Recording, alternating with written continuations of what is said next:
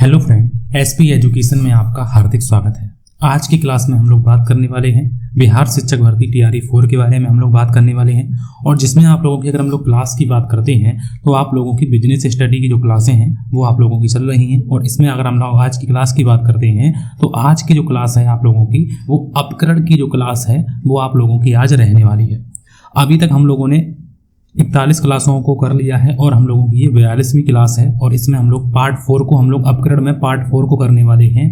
जो भी चीज़ें मैंने बताई हैं मैंने आप लोगों को अपकरण में मैंने आप लोगों को विस्तार के बारे में मैंने आप लोगों को बताया है, रेंज के बारे में, ठीक है। फिर मैंने आप लोगों को अंतर चतुर्थक विस्तार के बारे में बताया है, अंतर चतुर्थक विस्तार के बारे में मैंने आप लोगों को बताया है, अंतर चतुर्थक विस्तार के बारे में, ठीक है। और मैंने आप लोगों को, ठीक है, चतुर्थक विचलन के बारे में बताया है, चतुर्थक विचलन के बारे में बताया है, चतुर्थक विचलन के बारे में, ठीक है। और मैंने आप लोगों को माध्य विचलन के बारे में बताया है, पिछली क्लास में माध्य विचलन के बारे में बताया है, ठीक है। अभी तक हम लोगों ने, भले ही हम लोग 30-30 मिनट की क्लासें करते हैं लेकिन हम लोग आप लोगों को फुल डिटेल के साथ बताते हैं और ऐसे बताते हैं जैसे हम लोग पेड बैच में पढ़ते हैं, ठीक है। और आज की क्लास में हम लोग बात कर रहे हैं प्रमाप विचलन की। तो आज की क्लास में हम लोग बात कर लेते हैं प्रमाप विचलन, जिससे हम लोग मानक विचलन भी कहते हैं और इसे कहते हैं स्टैंडर्ड डेविएशन, ठीक है। स्टैंडर्ड डेविएशन की बात हम लोग आज की क्लास में करने वाले हैं। चलिए अपनी क्लास को शुरू करते हैं। पार्ट नंबर 4 है। अगर आप लोगों को वीडियो पसंद आए तो आप लोग वीडियो को हाइप जरूर करिएगा करें, ठीक है। हाइप वीडियो हाइप करने से आप लोगों का थोड़ा सा वीडियो का जो है रेंज जो है बढ़ता है, ठीक है। और लाइक भी कर दिया करें, ठीक है। तो चलिए अपनी क्लास को शुरू करते हैं। आज सबसे पहले हम लोग यहाँ पर बात कर लेते हैं अपकरण, मतलब कि प्रमाप विचलन क्या होता है। प्रमाप विचलन से अर्थ ही पूछ लिए जाते हैं कई बार एग्जामों में कि प्रमाप विचलन का जो है किसने दिया था, ये सुझाव किसने दिया था, ये बातें पूछ ली जाती हैं। तो सबसे पहले यहाँ पर लिखा हुआ है कि प्रमाप विचलन के बारे में हम लोग आज की क्लास में बात करने वाले हैं। और लिखा हुआ है कि प्रमाप विचलन या फिर इसी को कहते हैं मानक विचलन। इसी को क्या कहते हैं? तो इसी को कहते हैं मानक विचलन। अपकरण का एक आदर्श वैज्ञानिक और सबसे अधिक लोकप्रिय माप है, ठीक है, सबसे अधिक लोकप्रिय माप है। इस माप का सुझाव जो है 1893 ईस्वी में कार्ल पियर्सन के द्वारा दिया गया था। कार्ल पियर्सन, ये नाम याद रखना है, कार्ल पियर्सन, और सन याद रखनी है, 1893 द्वारा दिया गया था। परिभाषा के रूप में अगर हम लोग बात करें तो परिभाषा के रूप में प्रमाप विचलन का आशय किसी समंकमाला में माध्य से, मतलब यहाँ पर माध्य से लिया जाता है, जो भी चीज़ें की जाती हैं वो माध्य से। और प्रमाप जो मानक विचलन माध्य विचलन में था तो माध्य से, माध्यिका से, चाहे बहुलक से, हम तीनों से ही विचलन ले सकते थे। लेकिन यहाँ पर माध्य से लिए गए विचलनों के वर्गों के समांतर माध्य के वर्गमूल से है। आगे आएगा समझ में। प्रमाप विचलन को विचरण के धनात्मक वर्गमूल के रूप में भी परिभाषित किया जा सकता है, ठीक है। तो मेन बातें कौन सी याद रखनी है? सबसे पहले तो अपकरण का सबसे अच्छा माप कौन सा है, सबसे आदर्श माप, सबसे वैज्ञानिक माप, सबसे लोकप्रिय माप, तो वो कौन सा है? तो वो है प्रमाप विचलन। कौन सा है? प्रमाप विचलन है, या फिर इसी को मानक विचलन भी कह देते हैं, ठीक है।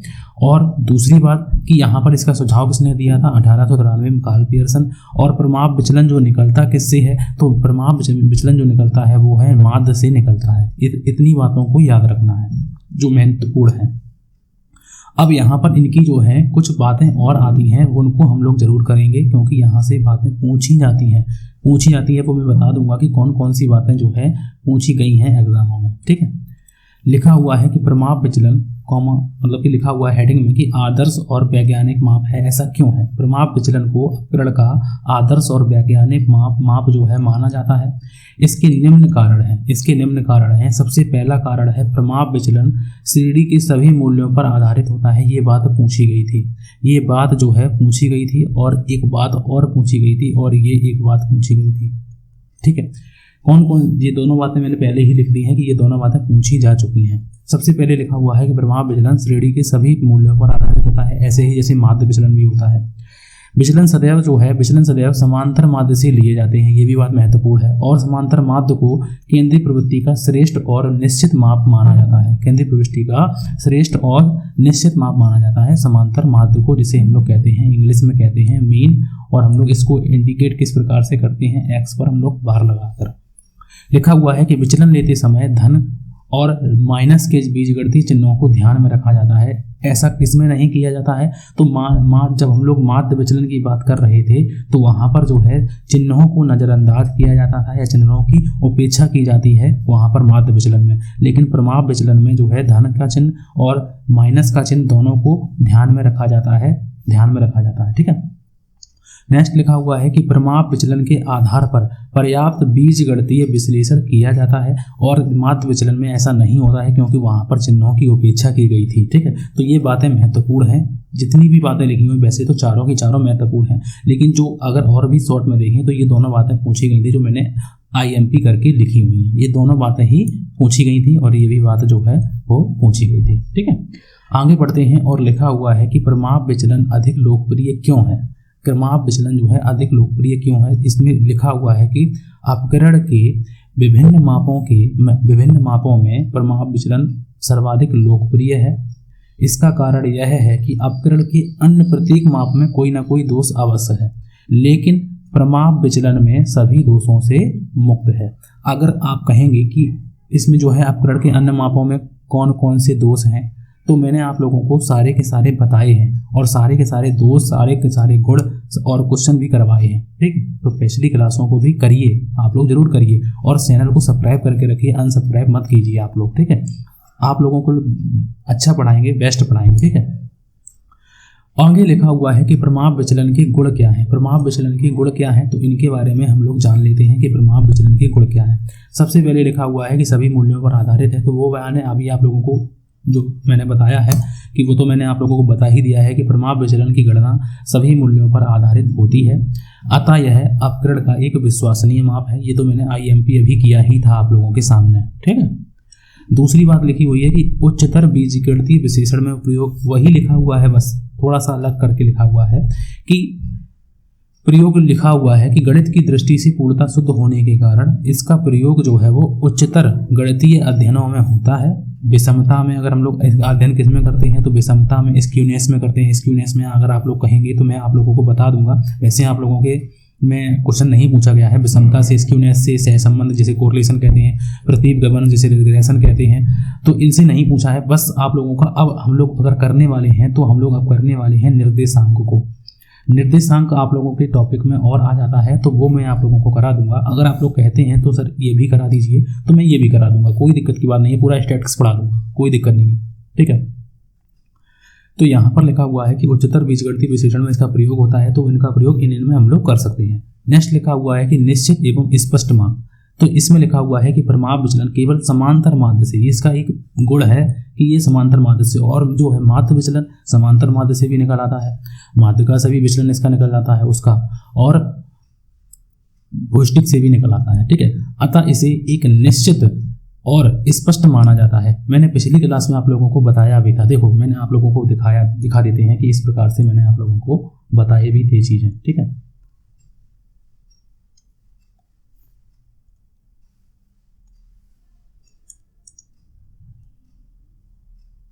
ठीक है जी, मैंने आप लोगों को पिछली क्लास में माध्य विचलन की क्लास कराई थी, ठीक है, और ये 41 नंबर की क्लास थी, ये मैंने आप लोगों को कराई थी। देखो सबसे पहले लिखा हुआ है कि माध्य विचलन, और यहाँ पर लिखा हुआ है चिन्हों की उपेक्षा, या दूसरे शब्दों में इसको जो है सबको धनात्मक मानकर हम लोग करते हैं, नजरअंदाज करते हैं, मतलब चिन्हों को।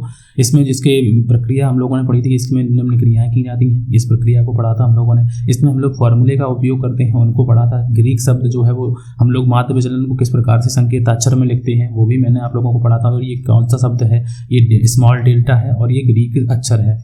इस प्रकार से हम लोगों ने क्वेश्चन भी मैंने आप लोगों को बताए थे कि इस प्रकार से क्वेश्चन आप लोगों से पूछे गए हैं, और ये क्वेश्चन आप लोगों से 55 नंबर माध्य विचलन से ही पूछा गया था, ठीक है। और मैंने आप लोगों को यहाँ पर जो है माध्य विचलन के गुणांक के बारे में बताया था, और यहाँ पर मैंने आप लोगों को क्वेश्चन भी कराया था कि इस प्रकार से हम लोग क्वेश्चन को करने वाले हैं। ये मैंने क्वेश्चन भी आप लोगों का कराया था इस प्रकार से, ठीक है। और चीज़ें मैंने आप लोगों को फिर बताई थी कि माध्य विचलन के गुण क्या हैं, माध्य विचलन के गुण क्या हैं और माध्य विचलन के दोष क्या हैं। तो माध्य विचलन के ये गुण मैंने आप लोगों को कराए थे और फिर उसके बाद माध्य विचलन के दोष कराए थे, ठीक है, और इसके उपयोग भी बताए थे कि मौसम के पूर्वानुमान में इसका उपयोग करते हैं, जोखिम और शेयरों में इसका उपयोग करते हैं। तो इस प्रकार से मैंने आप लोगों को सारी की सारी बातें बताई हुई हैं। तो आप लोग इन क्लासों को जरूर देखिए, आप लोगों को प्लेलिस्ट मिल जाएगी। ऐसा नहीं है कि आप लोगों को परेशानी हो, कोई भी परेशानी हो तो आप लोग कमेंट कीजिए, मैं आप लोगों को कमेंट में लिंक जो है शेयर कर दूंगा, कोई दिक्कत नहीं, ठीक है। आगे बढ़ते हैं और आज की क्लास पर अपनी चलते हैं कि मैंने इस प्रकार से जो है चीज़ें आप लोगों को बताई हैं और सिस्टम से आप लोगों को पढ़ा रहा हूँ, ठीक है। लिखा हुआ है कि प्रमाप विचलन केवल समांतर माध्य से ही ज्ञात किया जाता है, अतः इसे एक निश्चित और स्पष्ट माप माना जाता है, ठीक है। निदर्शन परिवर्तन का कम प्रभाव पड़ता है, तो अपकरण के अन्य मापों की तुलना में प्रमाप विचलन पर निदर्शन परिवर्तन का कम प्रभाव पड़ता है। सैंपलिंग जो है उसका जो है कम प्रभाव पड़ता है। ये बातें आप लोगों को महत्वपूर्ण हैं, सारी की सारी महत्वपूर्ण हैं गुण की, ठीक है, तो इनको याद रखना है। एक गुण और लिखा हुआ है यहाँ पर, हम लोग उसकी भी बात कर लेते हैं। प्रसामान्य वक्र के क्षेत्र का निर्धारण। यहाँ पर लिखा हुआ है कि प्रमाप विचलन का प्रसामान्य वक्र के क्षेत्रफल में विशिष्ट संबंध होता है, अतः इसके प्रसामान्य वक्र के क्षेत्र का निर्धारण स्पष्ट रूप से किया जाता है, ठीक है। तो ये यहाँ तक हम लोगों का गुण की बात हम लोगों ने कर ली और हम लोग अब बात कर लेते हैं इनके दोष की। तो इनमें दोष कम ही हैं, क्योंकि मैंने कहा है कि ये सबसे लोकप्रिय है और लोकप्रिय में अगर इसमें दोष ज़्यादा हो जाएंगे तो फिर कैसा लोकप्रिय है ना। तो इसीलिए यहाँ पर प्रमाप विचलन के गुण जो लिखे हुए हैं, दोष लिखे हुए हैं। सबसे पहले दोष लिखा हुआ है कि गणना करना इसका थोड़ा कठिन होता है। अन्य जो है मापों की तुलना में इसकी गणना करना कठिन होता है, क्योंकि इसमें माइनस का चिन्ह और प्लस का चिन्ह दोनों को ध्यान में रखा जाता है, ठीक है। आगे बढ़ते हैं। लिखा हुआ है कि प्रमाप विचलन में वर्ग और वर्गमूलों की गणना करनी होती है, तो तुलनात्मक रूप से कठिन होता है, क्योंकि वर्ग निकालने होते हैं, उनका वर्गमूल निकालना होता है, ठीक है। लिखा हुआ है कि चरम मूल्यों को अधिक महत्व दिया जाता है। यहाँ पर लिखा हुआ है कि प्रमाप विचलन में चरम मूल्यों को अधिक महत्व मिलता है, क्योंकि विचलनों के वर्ग होने के कारण उनका भार अपने आप ही बढ़ जाता है। मतलब कि जैसे मान लो कि अगर 8 है तो 8 का हम लोगों ने वर्ग किया है 64 है, और 2 का अगर है तो 2 का 4 होगा। तो इस प्रकार से देखो इतना अंतर आ जाता है। तो ये मैंने आप लोगों को भी बताऊंगा। अब यहाँ पर जो लिखा हुआ है कि ये दोस्त आप लोगों को समझ में आ गए होंगे, अभी नहीं अगर आए हैं तो आप लोग कोई क्वेश्चन करेंगे तो आप लोगों को और समझ में आ जाएगा। निम्न समंकों से प्रमाप विचलन और उसका गुणांक ज्ञात कीजिए। Calculate standard deviation and it's coefficient from the following data लिखा हुआ है कि 25 है, 34 है, 48 है, 36 है, 42 है, 70 है, 30 है, 60 है, 45 और 50। इस प्रकार से जो नंबर लिखे हुए हैं इन नंबरों को हम लोग एक तरफ अपने पे लिख लेते हैं और इनको x मान के जो है लिख लेते हैं। सबसे पहले हमारा कौन सा नंबर है तो वो है 25, ठीक है। फिर है हम लोगों का 34 है, ठीक है। फिर हम लोगों का 48 है, ठीक है। फिर उसके बाद हम लोगों का 36, फिर हम लोगों का 42, फिर 70 है हम लोगों का, फिर 30, 60, 45 और 50। इस प्रकार से हम लोगों ने इन नंबरों को लिख दिया है। अब हम लोग सबसे पहले क्या निकालेंगे, हमें अगर प्रमाप विचलन निकालना है तो हमें सबसे पहले क्या निकालना होगा, सबसे पहले हमें समांतर माध्य निकालना होगा। समांतर माध्य निकालना होगा जिसे हम लोग मीन कहते हैं, और मीन को हम लोग इस प्रकार से भी इंडिकेट कर देते हैं, एक्स पर बार लगा के इंडिकेट भी कर देते हैं। तो हम लोग अगर इसका समांतर माध्य निकालते हैं तो हम लोग लिख देते हैं कि एक्स पर बार बराबर, मतलब कि मीन बराबर हम लोग लिख देते हैं सिग्मा एक्स बटे में हम लोग एन लिखेंगे, क्योंकि हम लोगों की ये कौन सी सीरीज है तो ये हम लोगों की व्यक्तिगत श्रेणी है। श्रेणियाँ कितने प्रकार की होती हैं वो मैंने कहा है कि 3 प्रकार की होती हैं, व्यक्तिगत श्रेणी, खंडित श्रेणी और सतत श्रेणी या वर्गीकृत श्रेणी। अब हम लोग यहाँ पर लिखा हुआ है कि सिग्मा एक्स बटे में एन, इसका मतलब है हम लोगों का कि हम लोग क्या करेंगे, मीन निकालने में हम लोग करेंगे सभी पदों का योग, सभी पदों का योग करेंगे, सभी पदों का योग करेंगे। और हम लोग डिवाइड किससे करेंगे, तो हम लोग डिवाइड करेंगे कुल पद से, जितने भी नंबर होंगे उन पदों से हम लोग डिवाइड करेंगे। देखेंगे किस प्रकार से करते हैं। तो हम लोग सबसे पहले यहाँ पर लिख लेते हैं कि इनका हम लोग सबसे पहले टोटल करेंगे। तो ये हम लोगों का सिग्मा का मतलब होता है यहाँ पर टोटल, सिग्मा का मतलब होता है बराबर टोटल करना। सिग्मा एक्स बराबर हम लोग लिख लेते हैं, क्योंकि ये एक्स नंबर लिखे हुए हैं, इस सीरीज को हम लोगों ने एक्स माना है, तो इस प्रकार से हम लोगों ने लिख लिया है। इनका अगर हम लोग जोड़ करते हैं तो इनका जोड़ आएगा हम लोगों का 440, ठीक है, 440 आएगा। अगर आप लोग करना चाहें तो कर सकते हैं, ठीक है। तो हम लोगों ने यहाँ पर सभी पदों का योग किया है और वो कितना आ गया है हम लोगों का 440। और हम लोग इसको जो है डिवाइड करेंगे कुल पद से। अब कुल पद हम लोगों के कितने हैं, तो कुल पद हैं हम लोगों की, सबसे पहला पद है 1, फिर 2, फिर हम लोगों का 3, फिर हम लोगों का 4, फिर 5, 6, 7, 8, 9 और 10, इस प्रकार से हमारे कुल पद निकल आए हैं और वो हैं हम लोगों के 10। तो हम लोग अगर इसको हम लोग इससे अगर डिवाइड कर देते हैं तो हम लोगों का जो है मीन आ जाएगा, हम लोगों का कितना आ जाएगा, 44 आ जाएगा। तो मतलब कि मीन हम लोगों का निकल कर आ गया है और वो कितना आ गया है, 44 आ गया है। तो ये आप लोगों को समझ में आ गया होगा, ठीक है। मीन हम लोगों का 44 निकल कर आ गया है। अब उसके बाद हम लोग क्या करेंगे, तो अब हम लोग उसके बाद करेंगे कि हम लोग डेविएशन निकालेंगे।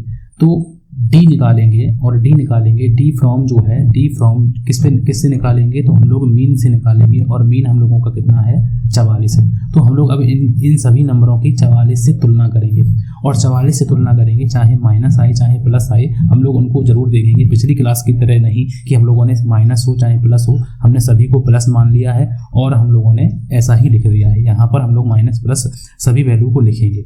तो अगर हम लोग 44 से, अगर हम लोग यहाँ पर 44 लिख लेते हैं तो ध्यान से देखिए, ये नंबर छोटा है, 25 छोटे हैं और 44 बड़े हैं, तो हम लोग माइनस की वैल्यू आएगी और वो माइनस की वैल्यू कितनी आएगी, 19 आएगी। माइनस की वैल्यू कितनी आएगी, 19 आएगी। अब हम लोग इससे अगर घटाते हैं 44 से, तो भी हम लोगों का ये 34 छोटे हैं और 44 बड़े हैं, तो इस प्रकार से हम लोगों का 10 आएगा निकल कर। फिर हम लोग इससे 44 की, सभी से 44 की तुलना करेंगे, ठीक है। डेविएशन निकालेंगे, विचलन निकालेंगे कि 44 से इसमें कितना विचलन है। तो अगर हम लोग इसमें देखते हैं तो ये हम लोगों का प्लस में नंबर आएगा और वो प्लस में कितना आएगा, तो वो प्लस में आएगा 4 आएगा, ठीक है। अगर हम लोग इससे अगर इसकी तुलना करते हैं तो अब फिर से हम लोगों का माइनस आएगा और अब की बार माइनस कितना आएगा, 8 आएगा। फिर हम लोग इससे तुलना करते हैं तो अब की बार जो है माइनस कितना आएगा, तो अब की बार माइनस आएगा 2 आएगा, ठीक है। फिर उसके बाद 44 में हम लोग अगर इसको देखते हैं तो हम लोगों का प्लस की वैल्यू आएगी और वो प्लस की वैल्यू कितनी आएगी, अब की बार प्लस की वैल्यू आएगी 26 आएगी, ठीक है। फिर हम लोग इससे तुलना करते हैं तो अब हम लोगों का कितना आएगा, माइनस में आएगा और वो भी कितना आएगा, 24 आएगा माइनस में, सॉरी 24 नहीं आएगा, 14 आएगा, ठीक है। 24 नहीं 14 आएगा हम लोगों का। फिर हम लोग इसमें से माइनस कर देते हैं 44 में से, मतलब कि 60 और 44 का कंपेरिजन करते हैं तो हम लोगों का कितना आएगा, 60 और 44 का अगर हम लोग कंपेरिजन करते हैं तो वो हम लोगों का प्लस में आएगा आपकी वैल्यू और वो कितनी आएगी, 16 प्लस में आएगी। फिर उसके बाद हम लोग 44 में 45 का कंपेरिजन करते हैं तो वो भी हम लोगों का 1 प्लस में आएगा और इससे हम लोग कंपेरिजन करते हैं तब भी हम लोगों का प्लस की वैल्यू आएगी, वो कितनी आएगी, 6 आएगी, ठीक है। अब हम लोग क्या करेंगे, अब हम लोगों ने जो नंबर हम लोगों ने 44 से कंपेरिजन किया है इसको हम लोग हटा देते हैं, इनको हटा देते हैं, इन नंबरों को हम लोग हटा देते हैं क्योंकि हम लोग समझ गए हैं कि इस प्रकार से जो है हम लोगों ने निकाले हैं, ठीक है। आप लोग समझ गए होंगे। अब हम लोग क्या करेंगे, अब हम लोग इनका करेंगे स्क्वायर। जो नंबर हम लोगों ने निकाले हैं हम लोग इन नंबरों का करेंगे स्क्वायर, तो हम लोग इनको कहेंगे डी स्क्वायर, ठीक है। तो हम लोग इनको कहेंगे क्या, डी स्क्वायर कहेंगे। तो अब आप लोगों को इनके स्क्वायर आने चाहिए। अब अगर नहीं आते हैं तो आप लोग याद कर लीजिए या फिर 19 का 19 से गुणा कर लीजिएगा, इस प्रकार से हो जाएंगे। तो 19 का अगर हम लोग बढ़ते हैं तो हम लोगों को तो 361 है, 10 का हम लोगों का 100 हो जाएगा, ठीक है। ये माइनस प्लस की वैल्यू अब फिर खत्म हो जाएगी क्योंकि देखो माइनस के 19 और यहाँ पर गुणा होगा माइनस के 19 से, तो ये हम लोगों का गुणा जो है ये हम लोगों का हट जाएगा और यहाँ पर हम लोगों की प्लस की वैल्यू आ जाएगी। प्लस में 4 हैं तो हम लोगों का 16 आ जाएगा, 4 का स्क्वायर 16 होता है, 8 का स्क्वायर हम लोगों का 64 होता है, 2 का हम लोगों का 4 होता है और 26 का हम लोगों का 600 हम लोगों का 76 होता है, 676, ठीक है। याद कर लीजिए। 44 14 का हम लोगों का होता है 196, ठीक है। और 16 का होता है हम लोगों का 256। 1 का हम लोगों का 1 ही होगा और 6 का हम लोगों का 36 होगा। अब हम लोग क्या करेंगे, हम लोग करेंगे इनका टोटल, तो हम लोग इसे कहेंगे सिग्मा। टोटल करने को सिग्मा कहते हैं और सिग्मा करेंगे सिग्मा डी स्क्वायर, और सिग्मा डी स्क्वायर की वैल्यू जो है इनका टोटल करेंगे तो इनकी वैल्यू आएगी 1710 आएगी। इनकी वैल्यू कितनी आएगी, 1710 आ जाएगी, ठीक है। तो अब हम लोग इनको जो है लिख लेते हैं, इन नंबरों को जो है हम लोग लिख देते हैं और फॉर्मूला हम लोग यूज करते हैं स्टैंडर्ड डेविएशन बराबर, ठीक है। इस प्रकार से सिग्मा डी स्क्वायर और बटे में हम लोग लिखेंगे एन को, ठीक है।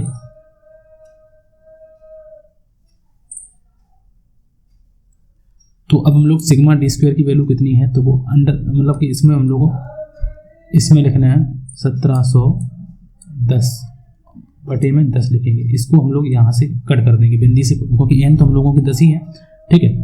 तो हम लोग यहाँ पर लिखेंगे। अब हम लोग ये बचा हम लोगों का 171, ठीक है, ये अंडर रूट में 171 बचे हैं। अब अगर हम लोग अंडर रूट जो है इसका हटाते हैं, स्टैंडर्ड डेविएशन को हम लोग इस प्रकार से भी साइन में लिख लेते हैं, इस प्रकार से भी साइन में हम लोग बना लेते हैं अंडर स्टैंडर्ड डेविएशन। ठीक है, ये याद रखना है, स्टैंडर्ड डेविएशन बराबर हम लोगों का ये हो जाएगा। अब हम लोग अगर इसका अंडर रूट निकालते हैं तो मैं आप लोगों को अंडर रूट निकाल के बता देता हूँ कि इस प्रकार से जो है निकलेगा। ठीक है, 171 है तो मैंने आप लोगों को यहाँ पर निकाल के रखा हुआ है। तो यहाँ पर स्टैंडर्ड डेविएशन बराबर हम लोगों का कितना आ जाएगा, वो आ जाएगा 13.076 से हम लोगों का आ जाएगा स्टैंडर्ड डेविएशन। तो हम लोगों का ये कितना लिखा हुआ है यहाँ पर, तो यहाँ पर आंसर में लिखा हुआ है 13.076, वही हम लोगों का आंसर है। अब हम लोग अगर इसका जो है कॉफिशिएंट अगर निकालते हैं तो कॉफिशिएंट ऑफ स्टैंडर्ड डेविएशन, तो यहाँ पर स्टैंडर्ड डेविएशन लिखेंगे और जिससे हम मीन लिखेंगे। ठीक है, तो यहाँ पर हम लोग मीन लिखेंगे। तो स्टैंडर्ड डेविएशन कितना है 13.076 और हम लोगों का मीन कितना था, वो था 44। तो अगर हम लोग इससे अगर भाग देते हैं तो वो हम लोगों का आ जाएगा 0.297। तो ये हम लोगों का आंसर आ जाएगा 297। इस प्रकार से हम लोगों का आंसर आ जाएगा। तो इस प्रकार से हम लोगों ने ये स्टेप किए हैं और यही स्टेप लिखे भी होते हैं।